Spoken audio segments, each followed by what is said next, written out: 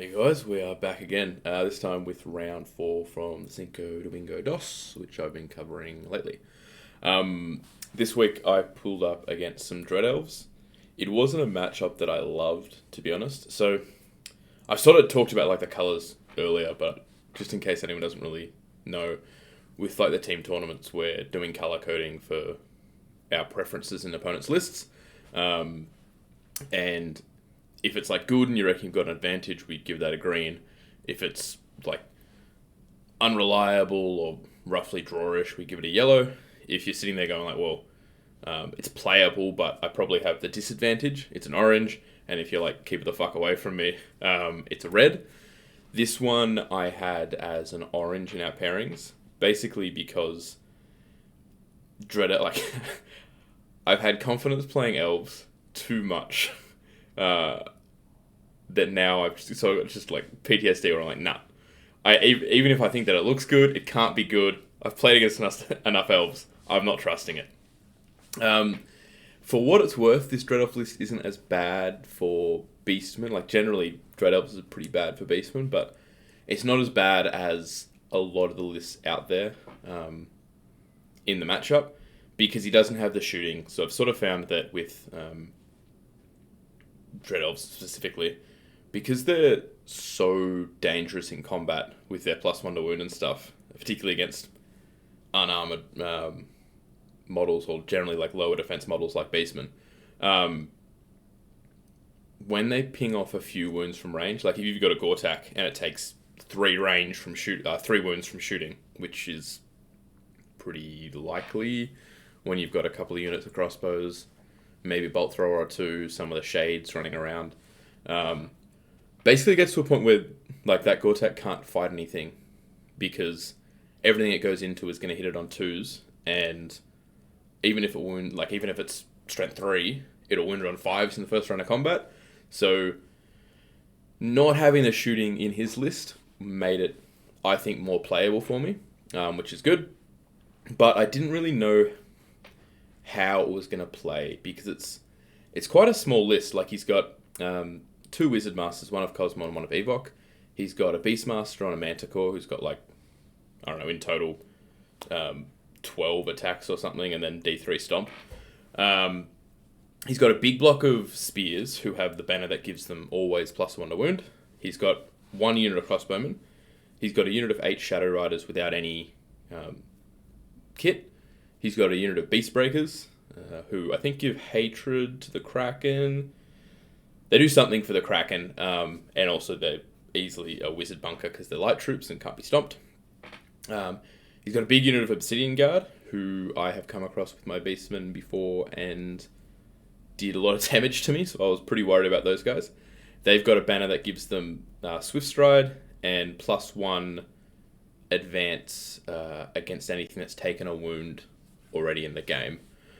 He's got 3 Gorgons, who don't look like much if you don't really know what they are, because they're just like 3 monstrous infantry models, but that's 15 strength 4 +1 to wound lightning reflexes attacks and 6 hits that wound on a 4+ for standard, 5+ for large, and 6+ for gigantic. So particularly with the good magic from Cosmo and Evo to buff them, they could quickly become really dangerous.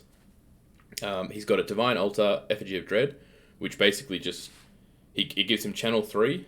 It's like a big piece that's impossible to move that he just plonks down in his deployment, and that's it. And everything within 18, every one of his units within 18 of that causes fear. And I think my units within that range, or my units touching units of his that are in that range, can't use their BSB to reroll their fear checks, which is fine for me because I don't have a BSB. And he's also got a Colossal Kraken, which is basically just a Kraken on a bigger base with extra hit points, and I think a couple of extra handlers. So yeah, basically it wasn't as bad as it could have been, because at least everything in his list pretty much, like other than the magic, pretty much has to get into combat to get points. So if I play it well, at the very least I can sort of reduce my losses, particularly because I'm quite fast with all my my valuable things, like all my monsters can just fuck off if they need to, and my chariots are... Well, I mean, not...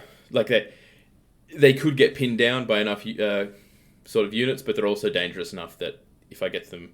If he is too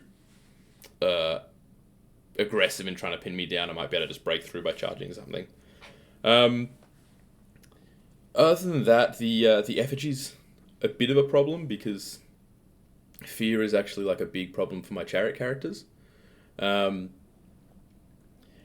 yeah, I didn't really know how it was going to play overall because it's quite small, but that magic can just like turn any of those units into like almost unbeatable if he gets a good magic face off. So I mean, as I said, I had it as an orange. I wasn't really comfortable playing into it, but I did also think like I probably had the tools to not lose too big if it was like a really bad matchup, basically.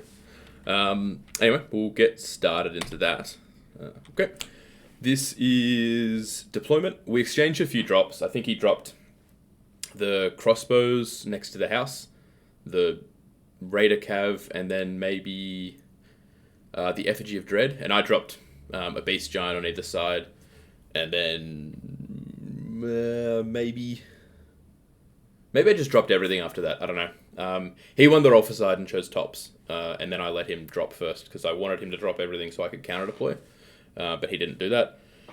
But once he had the crossbows and the Dark Raiders there, I sort of figured, because that house is kind of where I'd hopefully be ambushing my ambush scorers because it's a breakthrough objective, and also because he'd sort of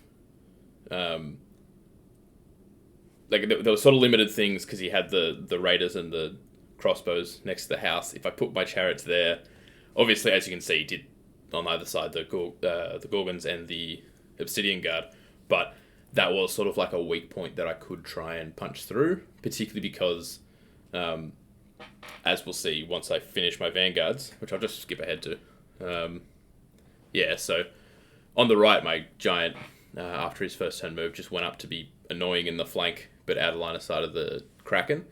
And then my other Giant went up to look at those crossbows and basically, maybe just charge them and win in combat, but make that wizard have to probably jump ship to the other unit if failed march checks could really annoy him if they happen here. But basically that Giant, I thought, on the left was in a pretty annoying position because it would take up a lot of his attention and help me to move up with, you know, my chariots, my Gore-Tax into better positions, and just sort of generally be more trouble than it's worth, I guess, for points. In all honesty, the left side I didn't love. I didn't have a good answer to it, because nothing except my characters on the charge want to fight those Gorgons. So my I didn't want to place a Gore-Tax on that side. I did think about sending up the Giant on the left, and basically, with the house and stuff, making it so that only two of them fought him, but even two of those guys on my Giant, I think I end up losing.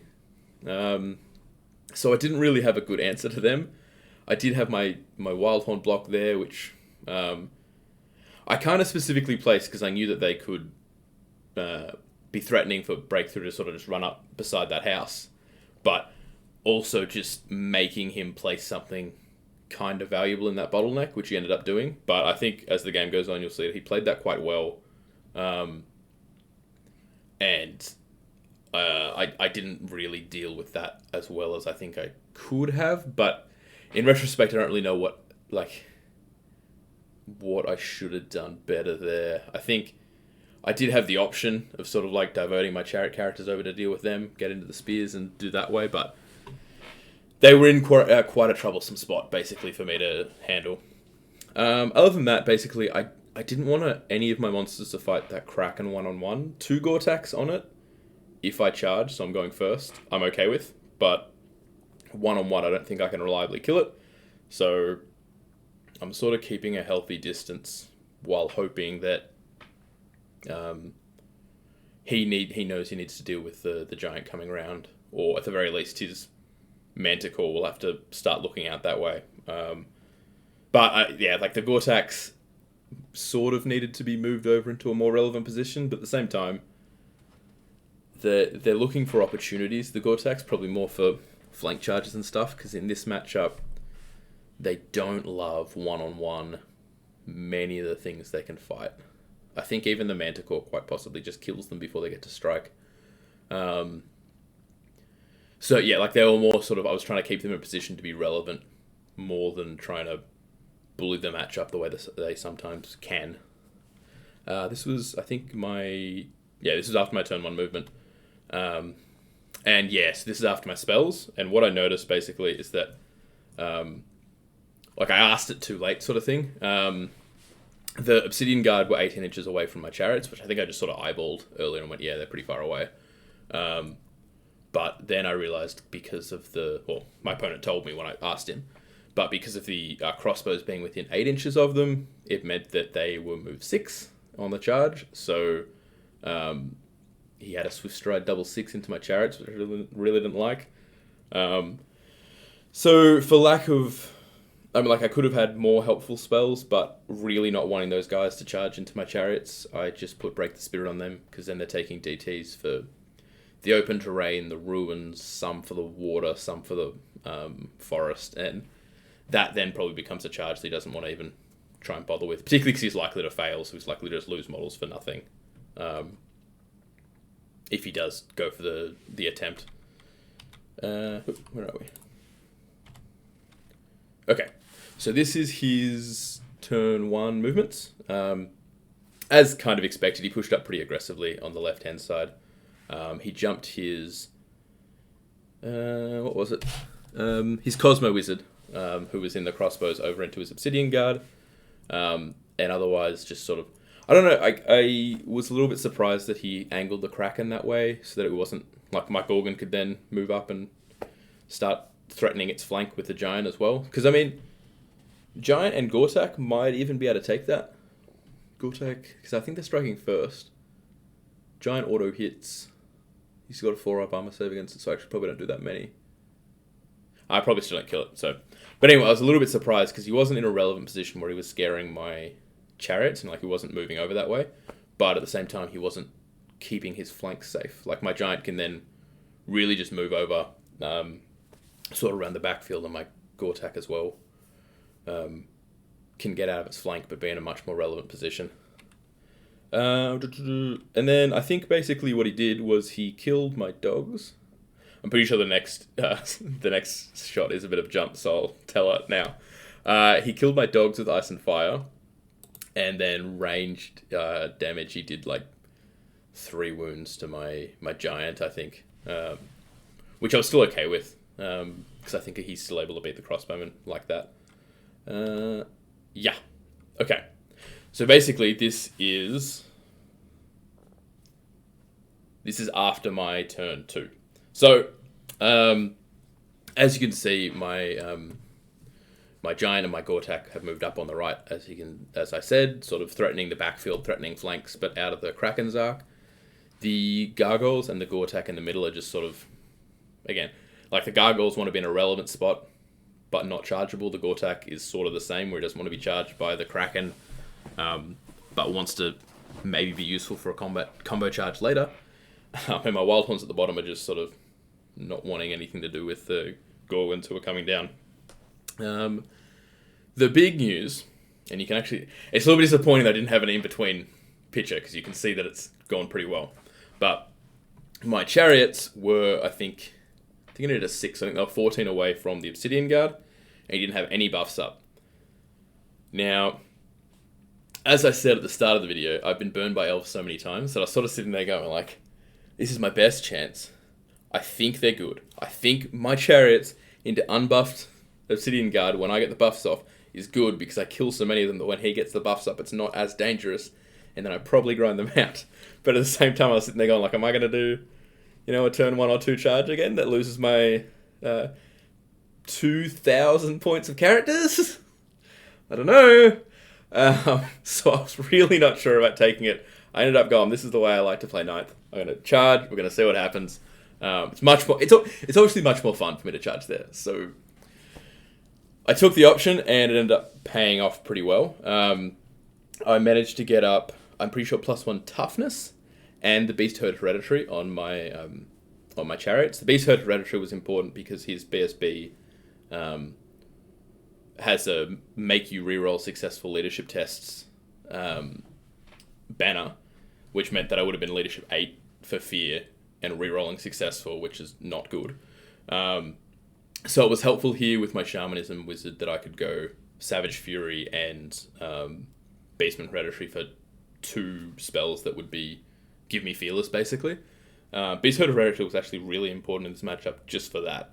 Like, the -1 leadership for him didn't really matter, and the fact that he causes fear everywhere means that it's of decreased effectiveness, but the fact that I've got a easily 2-diceable spell that gives me Fearless, in addition to my 1 from Shamanism, was actually really helpful. So it doesn't come up all that often, but the times when the Beast Herd Hereditary is useful, it can be really handy. The Giant, so now I think he's taken 5 wounds. So 5 wounds. That's after combat with the crossbows. He obviously took 2 wounds in the combat and then killed 10 of them himself. I was pretty confident about the next. Well, not pretty confident, but like I felt like it favored me in the next round because he's got 5 attacks hitting on 2s, wounding on 6s, and I do have a 6-up save. And I don't know what the odds are there, but surely 5 attacks when they're wounding on 6s, it's not more than 1. So I was hoping that I'd be able to kill them. The Chariots, I'll just zoom in. So how many Obsidian Guard are there now? What? 4, 9. So if he had 25, I think I killed, 16 in the first round of combat. My Chariot in the rear, the Druid, I think, declared a challenge and killed his champion. My Beast Lord took 2 wounds, my Shaman took nothing, which was pretty good. But now he's basically just got not enough attacks to very easily deal with my unit. And the way I managed to get the charge positioned meant that the Giant was protected from the Manticore coming in the flank of him, which is actually one of the reasons why I declared both those charges, just because I saw that I could get the position where the Giant was then much safer from the counter coming in. So I was quite likely to get the crossbows without losing my Giant, which was always going to be handy. Next one, where are we? Okay, so this is after his magic. Yeah, after his magic. So Gorwin's coming around to threaten the Chariot characters, obviously, hoping that his Obsidian Guard stick in and cause problems. But I do have my Gargoyles there to chaff them if I needed to. And his Spears. Like, I think he knows that he probably beats my Wildhorns in combat, so just advancing aggressively down there. And because his Cosmo Mage would have to jump ship to the Obsidian Guard, I was able to basically kill him in combat because he's got no save. So my Beast Lord, I think the Beast Lord had to do it. Like, I put Wildhorn attacks onto him, I put the Razortusk attack onto him, but I think my Beast Lord had to chuck a couple of attacks to make sure he was dead. Which is really useful. Like, if your opponent's got 2 Wizard Masters and from their turn 2 onwards, they've now only got 1. It's obviously a big hit to the list that relies so much on the strong combos coming out. I wanted to avoid him getting off rerolls to wound and lethal, partly because that is a big problem for my Shaman, who relies on you rerolling wounds against him, and also because it would ignore the lethals would ignore all of my Beast Lord saves. So I ended up getting +1 to hit and -1 res on me. Or not +1 to hit, rerolls to hit. And otherwise, I think his Kraken obviously just stopped my Gortak from threatening anything. His Manticore came around. I think basically the hope was that the Gorgons and the Manticore would come and combo charge my characters. I think that's what he was basically planning. But it's not going to work out fantastically, I don't think. Because I kill all... No, I don't know. He's still steadfast at the end of that combat, so I must not have done many wounds to him. I think my Beast Lord was in a challenge with his BSB at this point. And I killed maybe 4, 5 maybe. But basically, so as you can see, the crossbowman killed my giant, and then his Obsidian Guard was still steadfast, so I didn't break them this turn. Going into my turn, my Gorgon in the middle, maybe even failed its frenzy check, but I sent it into the raiders, because if I break those Obsidian Guard, which I felt like was kind of likely, because I'm not taking many wounds at this stage. I should, the BSB's already passed maybe 4 or 5 4-up ward saves, and I feel like eventually I'm probably going to kill the BSB, likely to kill the Obsidian Guard. So I on the weight of attacks, I think I should basically wipe out the unit. Then that actually doesn't make as much sense. I think I just sent the Gortak in there because he was more relevant in there. And then if the Obsidian Guard did break, rather than me killing them all, I could obviously get a pursue. But I didn't really notice until after that happened. And spoiler alert, it happens. That the pursue would take me into the Dark Riders, and then that actually takes me into the flank of his bunker unit next to the Effigy of Dread there, which I charged my giant into, because I don't actually know how that fight is meant to go, but I'm sort of thinking he's got 9 attacks, hitting me on 2s, wounding me on 5s in the first round of combat, and 6s thereafter. I've got a charge in the flank, so I've got 2 to start off with, so even if I lose by 2 on wounds, I'm okay. And then I've got a bunch of auto hits wounding on 4s. He's got a 5-up against them. I felt like it probably favoured me, but I'm not really sure if that's actually the case, to be honest. I ambushed my Wildhorns next to the building, as you can see. The other unit failed to come on, unfortunately. I probably would have chucked them in the top right corner, even though his Kraken would then probably go over to deal with them. At least that's him occupied. I don't have to worry about it anymore. In the combat... Is it going to work? Is it going to work? Okay. So I'll just go back for a second. Yeah, so what happened in the combats, basically, is that my Chariot characters killed the Obsidian Guard, did another wound to his BSB.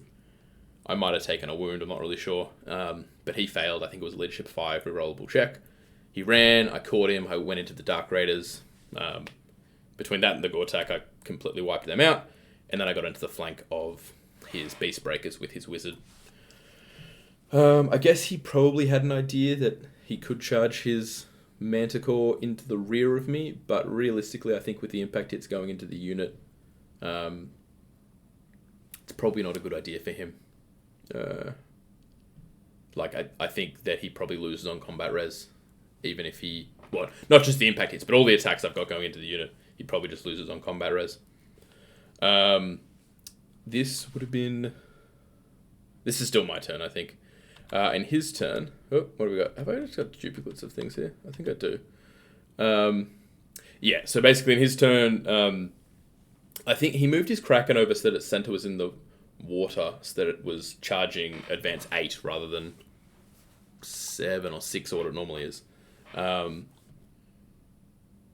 He moved his Manticore over to deal with my ambushes in his deployment zone, which I think was the right call, because if he deals with them...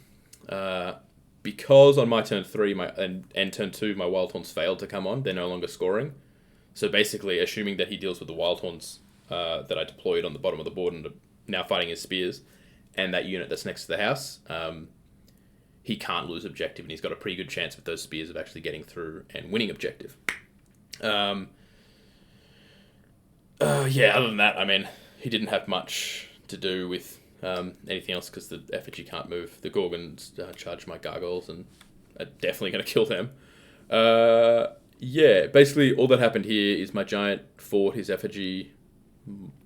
I think it won the combat, but he was still alive and I was still alive. The Gorgons killed the gargoyles. And then through impact hits, like Wildhorns, Shamans, and then the mounts, I killed all the Beast Breakers before my Beast Lord struck, and then he managed to kill the Wizard with his last attack, so I didn't have to pursue to get those Wizard points, which was really handy. Okay, This is my turn 4 movement. I think he was worried about the Wildhorns charging his Gorgons, which I don't really know why, to be honest, because it's just feeding him combat res if I do, so I was never going to charge there. But that's why he was facing that way, and my Chariots rear charged him. This was obviously a low percentage play, but I figured with leadership 9 from his general not rerollable, if my Gorgon could manage to terror off the crossbows, they would flee through his Manticore, and then he would have a leadership 9 test on his Manticore not rerollable. If he failed, he would probably be off the board, which would save my unit and probably win me the objective if I can deal with those spears down the bottom. It probably wasn't the best idea because my Gorgon was there on... I think he took 1 from the DTs. I think he'd taken 3 wounds from crossbow shooting earlier. 5 guys shooting did 3 wounds to my Gortak. I took another wound from the DT. I probably would have better just moving him up or moving him away, but in my opponent's next turn, his crossbows did 2 wounds to the Gorgon when it only had 1 left anyway, so it didn't really matter unless I moved him far enough away that he couldn't attack me. But it probably still wasn't the best idea to try and bank on 2 failed leadership 9 checks. But I was a little bit dirty on my Wildhorns for not coming on and I've got to save the objective somehow. How am I going to do it? I'm going to do this. Which probably was a bit dumb. My other Gorgon just ran down basically because I know I need to deal with those spears. Everything's now coming down and having to deal with those spears because otherwise he's going to win the objective after his Manticore deals with my Wildhorns. Yeah, the Gorgons did more damage than I thought to my Chariots. They did 2 wounds to my Shaman. They did maybe... So 1 wound to my Beast Lord. And I didn't... I think I just popped them basically. The fact that I charged them in the rear was the reason I popped them. More than the wounds I did to them. Then again, that doesn't actually look that bad. Because if I did... I don't know. Whatever happened, I did manage to pop them. I took more wounds than I expected. And then his Manticore couldn't see past the house where the Chariots are, so I just sat them there basically going, his spears can probably get out of line of sight, but then they're going to almost certainly be flank charged by a Gortak, and once that happens, my Gortak I'll give him magic, I'll heal a wound on him, and then he's unlikely to die. And he's almost certain to beat that unit.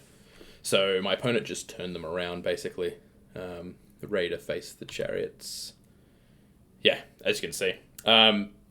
My Wildhorns fighting his general managed to hold, because I kept my my Beast Lord within 12 inches of that 3rd rank, which is what, predictably, they got down to after the Manticores and the Beast Lords, Beastmasters attacks. I think actually he probably... What's that, 7 wounds he did? He probably actually rolled pretty far under, and he quite possibly could have killed the extra 4 and been out. But they held, which was nice. He's brought his Kraken around. The effigy killed my Giant. Nothing else has happened. I'm just going to try and kill those spears, basically, now. And I decided not to combo, so I sent the Chariots in without the Gortak, because the Gortak, I think there was something where I wanted to change who was attacking what with my characters, and felt the Gortak was actually probably more valuable rather than risking getting killed just going down into the flank if they needed support later. Which, as you can see, it's what I did. I brought my Wildhorns up in the middle there to basically shoot off his crossbows and probably not die. And then I think we're going to see my Beast Lord die. Oh, yeah. So from... I don't know how many wounds I did, but he had his full 15 or whatever still to strike.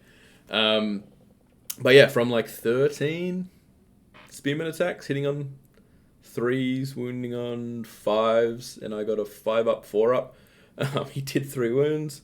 I think I took 3 wounds. Maybe I took 4, saved 1 from armor, and I had my 3 regen saves sitting there going this is okay. I'll be fine because I can heal myself. But I failed all my regen, so he died. So basically, in terms of points, this ended up being a loss for me because of That Spearman unit's worth like 550 and my Beast Lord's worth like 800. But, I mean, still for the objective, I needed to do it, so... my Wildhorns managed to hold next to the house, which is handy. And yeah, then I killed the spears. I sent my Gortak into the side to basically get the impact hits to finish him off. And I got a good magic phase because I knew that his Manticore could charge my chariots if needed. I got regen up 5+, I got +1 strength, and I got Savage Fury. So with those spells, I think it's pretty decent odds that that my Shaman can actually sort of hold his own against his Manticore. It's probably, I think, roughly 50-50 the combat in terms of if I have to take a break test or not. I'm unlikely to kill him, but what I was hoping is that, he'd come in, he'd maybe do 1 to me or none, which is fairly likely, to be honest. And I might do 1. If he does 1 to me, I'll do 2 to him, or if he does none, I do 1 and manage to just sort of hold on there. But I didn't have a great other option because the Chariots managed to hold before, and I didn't kill enough. If my Beast Lord hadn't died, they probably would have been dead the turn before. I would have been safe anyway, but that's how things go. He did end up charging because he was like, I'm down on points, so I might as well take the risk. He came in, he did, 1 wound to me, I did 1 wound to him, I lost by 1, so I had a leadership 7, not re-rollable break test, and I managed to make it. And I would have been very disappointed if I'd lost those guys on turn 6 after my Beast Lord died in what was basically a freak accident. But he did get to get half points for the Shaman eventually, so those Chariots going into those spears basically ended up costing me like 1,100. Oh, no, costing me because I did get the spear points, so it cost me about 600 points. But saved me objective, so it's totally worth it. The end result was a 12-8 to me. I think this was sort of like the main thing, and as I sort of talked to my opponent and he agreed with, was that he underestimated the Chariots. So the fact that I was able to get the Obsidian Guard the way I did, if we played again, I don't think would happen. And then, yeah, I mean, basically other than that though, because I had one sort of good moment from my opponent, basically making a mistake by letting that charge happen. But then the rest of the game was still sort of like Wyatts and Orange. Like there's just so much that is so dangerous for Beastmen with Dread Elves that it's like, it's very hard for me in most of the fights. The Chariots, I think in the end, I got, 3,500 points off him, and the Chariots accounted for, I'm pretty sure, like 3,200 of that. So my monsters killed like nothing. The Gortak was handy in the flank of the Raiders because then I got into the flank of his Beast Breakers with his Wizard. But realistically, like almost all my points came from those Chariot characters. So I think in a rematch, my opponent would not let them be as damaging, which means that I think this is still probably a pretty bad matchup. So I won't be upgrading any of my Dread Elf hopes anytime soon because I think I don't think this was a good matchup, and I got a bit lucky with the opportunities that were presented to me. But I was very happy with it. So getting 12 out of an Orange was good, really nice after I got 0 in my last game and really let down my team. So this time I did a good thing by my team. And there's still a couple of matches to go. I think one's actually started about 10 minutes ago, and I want to go watch that. But I think we're up 41 to 19, maybe somewhere in that region. So we're hoping to get a win on this round as well. Anyway, thanks for watching, guys. I hope you enjoyed this one. Let me know what you think. If you reckon either me or my opponent could have done something vastly different. Always good to hear from you. Thanks, guys.